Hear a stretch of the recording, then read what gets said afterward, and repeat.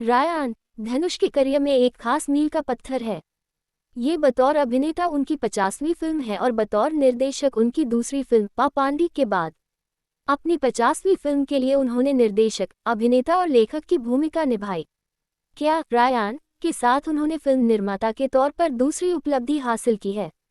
आइए जानें। कथाव रायन उर्फ रायन को अपने 2 भाइयों और छोटी बहन की देखभाल करनी पड़ती है, क्योंकि उनके माता पिता 2 दिनों के लिए गायब हो जाते हैं। यहीं से रायन के संघर्ष की शुरुआत होती है। उसका मकसद इस क्रूर दुनिया में जीवित रहना है। उसे किसी से डर नहीं लगता, यहाँ तक कि मौत से भी नहीं। रायन अपने भाई बहनों के साथ अपने गांव से गंभीर खतरे से बचकर उत्तरी मद्रास पहुंचता है, जहां उन्हें एक घर मिल जाता है। सालों बाद मुथुक सुदीप किशन इलाके का एक शराबी गुस्सल आवारा है, जबकि मनिकम कालिदास जयराम कॉलेज जाने वाला छोटा भाई है। दुर्गा एक उग्र दुशारा विजयन घर की लाडली है, जो अपने बड़े भाई रायन से बेपनाह प्यार करती है।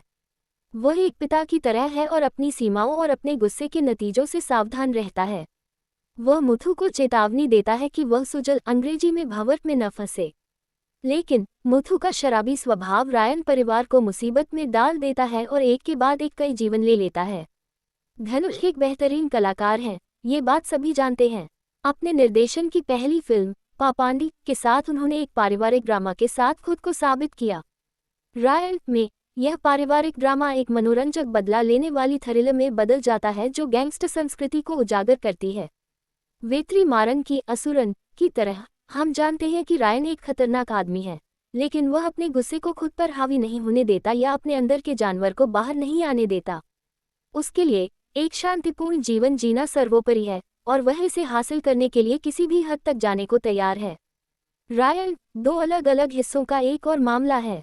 जहां पहला भाग रायन और उसके भाई बहनों को स्थापित करने के बारे में है, वहीं दूसरा भाग बदला और सिर्फ बदला लेने के बारे में है। पहले भाग में गैंगस्टर सेथु एस.जे. सूर्या, दुराई सर्वनन और एक पुलिस अधिकारी प्रकाश राज का भी परिचय दिया गया है और उनके पारस्परिक संबंधों ने कहानी को कैसे प्रभावित किया है। धनुष की 50वीं फिल्म एक साधारण बदला लेने की कहानी है। इंटरवल ब्लॉक में उनके निर्देशन कौशल की झलक दिखाई देती है। हालांकि एक लेखक के रूप में रायन में भावनात्मक गहराई की कमी है। बदला लेने के लिए भावनाओं का होना जरूरी है।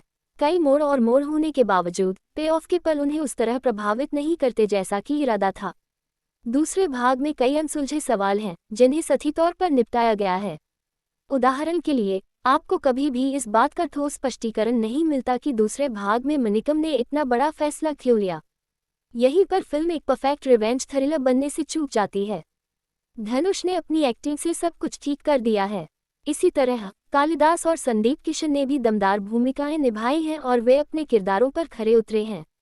दुशारा विजयन को एक रोमांचक भूमिका मिली है और उन्होंने बेहतरीन अभिनय किया है। प्रकाश राज, सेल्वा राघवन और एस.जे. सूर्या का अभिनय चीजों को दिलचस्प बनाता है। रायन उन फिल्मों की सूची में नवीनतम है, जो पुलिस मुठभेड़ में हत्याओं और गैंगस्टर संस्कृति को समाप्त करने के लिए व्यवस्था को चुनौती देते हुए अवैध मार्ग अपनाने को सामान्य बनाती हैं। धनुष की 50वीं फिल्म विजुअली शानदार है।